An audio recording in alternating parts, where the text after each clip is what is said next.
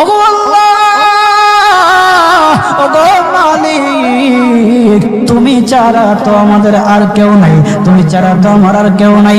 আল্লাহ গো, তুমি যদি মাফ না করো কে আমাকে মাফ করবে? তুমি যদি মাফ না করো কে আমাকে মাফ করবে? তুমি যদি আমাকে মাফ করো তাহলে তোমার কোনো দিকে কমবে না, তুমি যদি আমাকে মাফ না করো তোমার কোনো দিকে বাড়বে না।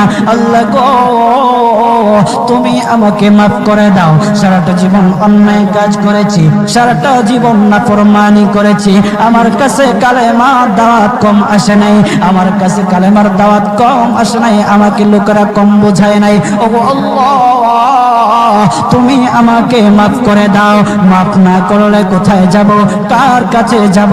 বাবা যখন মারে তখন মার কাছে আশ্রয় নেওয়া যায়, মা যখন প্রহার করে তখন বাবার কাছে আশ্রয় নেওয়া যায়, বাবা মা যখন প্রহার করে তখন দুনিয়ার কারো না কারো কাছে আশ্রয় নেওয়া যায়।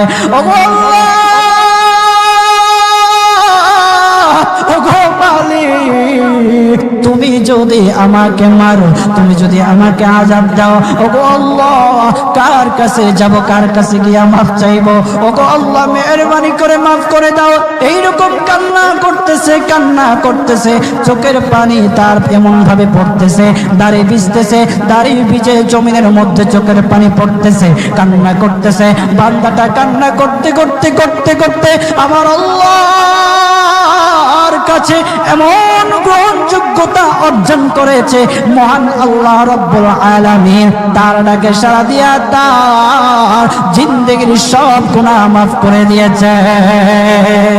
হযরত মূসা আলাইহিস সালাতু ওয়াস সালামের যুগের ঘটনা। একজন বড় পাপিষ্ঠ ছিল, জীবনে এমন কোন গুনাহ নাই যে গুনাহ সে করে নাই।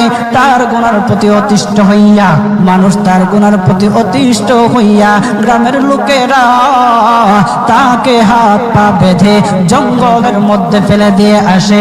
জঙ্গলের মধ্যে থাকতে থাকে কিছুদিন থাকার পর মালাকুল মউত যখন তার সামনে এসে উপস্থিত, এর আগ মুহূর্তে সে বান্দা আল্লাহর কাছে ডেকে ডেকে বলতেছে,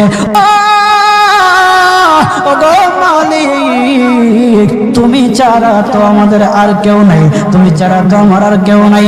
আল্লাহ গো, তুমি যদি মাফ না করো কে আমাকে মাফ করবে?